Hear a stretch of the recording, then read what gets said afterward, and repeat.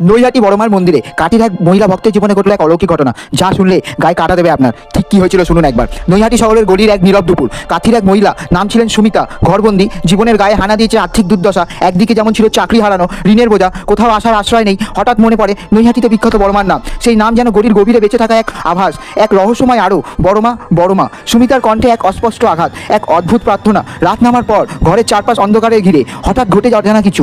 বাতাস শীতল, যেন কেউ তাকে বলছে ভয় পাওয়া যাবে না, মাথা উঁচু করে চলো, দেখবে সব ঠিক হয়ে যাবে, বড়মা তোমার সঙ্গেই আছে। আর এবার যে ঘটনাটি আপনাকে বলতে চলেছি তা শুনলে আপনার হৃদস্পন্দন কেঁপে উঠতে বাধ্য। ঠিক কি হয়েছিল শুনুন একবার।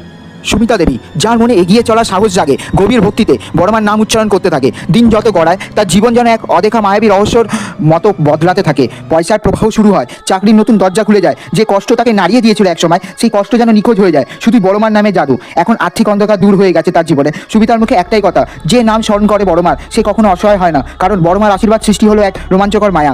আর সেই মায়ায় হারিয়ে গেল জীবনের ঘোর অন্ধকার। যদি আপনারও জীবনে কোনো না কোনো সমস্যা থেকে থাকে, একটিবার নৈহাটি বড়মার নাম স্মরণ করুন, দেখবেন জীবনের সব দরজা খোলা থাকবে বড়মার আশীর্বাদে। সবাই বলুন জয় বড় মায়ের জয়।